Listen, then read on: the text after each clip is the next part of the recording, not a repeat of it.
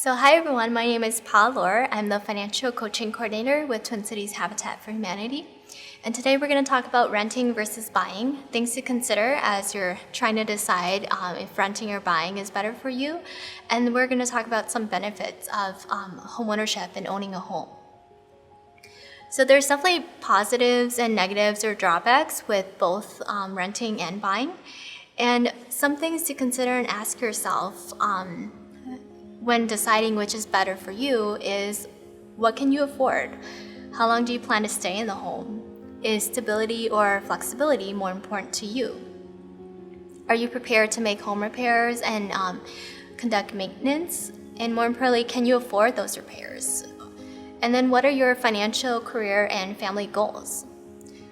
So homeownership and renting, a lot of things to consider, but these questions will kind of help guide you to decide what will work well for you right now and with what's going on in your life. So depending on what's pertinent to you and your needs and what you're willing to do, this can help you decide if renting or buying will be better for you. And it can also help you decide if now is the right time for you to buy and purchase a home.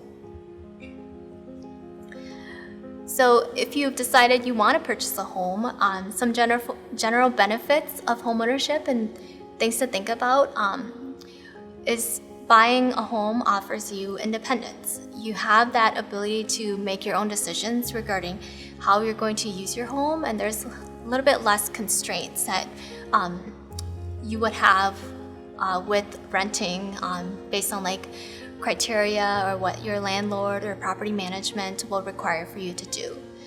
You have the independence to make modifications to your home. You can remodel if you need to, and so there's a lot of that independence but also ownership of creating that space that's really yours. Homeownership also offers security and stability. With renting, your property is managed and owned by an outside party, and a lot of times it might seem like you are at their will. They can ask you to leave or decide if they want to sell their property. They will no longer rent the property to you, and so that might put you in a sticky situation, especially if you have children and large family trying to figure out where to go next. With homeownership, the home is yours, so there's that sense of stability. You make the mortgage payments on it, you're not late on it, your mortgage. You have a little bit more stability and security. You know that you can stay in the home for as long as you want to. If you have children, this might be really important to them because it provides that stable environment for children.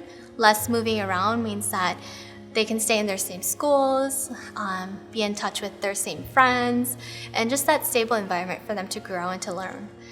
And then with owning a home, you're probably more invested and get to know your neighbors more in that community. So there's that ability to develop lasting and strong relationships and to get really involved in like the community and what's going on and making decisions about civic matters and being a good citizen and participating. Not only will there be that stability and security for you life-wise, but there's also that stability with your housing costs. You kind of know what to expect when you're a homeowner. If your payments are on a fixed rate mortgage, your payments will be pretty consistent from month to month. You also will have a better idea of kind of what you can expect to pay every month. Your property taxes and insurance may fluctuate slightly or increase from year to year, but overall the payments should be pretty consistent. Whereas rent, typically when you are renting, rent does increase from year to year, and so there's always that worry of, okay, next year I think my rent's going to go up, but I have no idea how much. I don't know if I'll be able to continue to afford it. So there's a lot of those unknowns and things that you're just not really sure and you don't really have a lot of control over. And then tax benefits. When you're a homeowner, you can deduct any mortgage interest on your taxes for interest that you paid on your mortgage loan. So that could mean a potential tax break and savings to you and something that you don't necessarily have access to as a renter. And the biggest part that a lot of people think about and a main reason for why they want to own a home is to build equity.